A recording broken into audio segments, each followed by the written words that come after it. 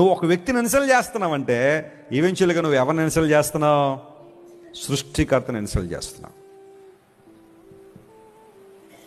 Look at everybody as the creation of God. ప్రతి ఒక్కరూ దేవుని సృష్టి. ప్రార్థన చేద్దాం. కొంతమంది బహుశా లోక సంబంధ వ్యక్తులు నీ గురించి చెడ్డగా మాట్లాడుండొచ్చు. వాళ్ళు మాట్లాడారని మనం మాట్లాడాం కదా.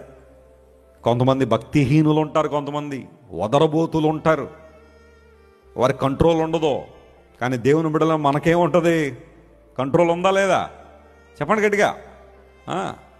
వదరబోతులు భయంకర మాటలు, అనకూడని మాటలు, అపహాస్యపు మాటలు మాట్లాడంలో. ఆ మాటలు మాట్లాడలేరా దేవుని బిడ్డలు?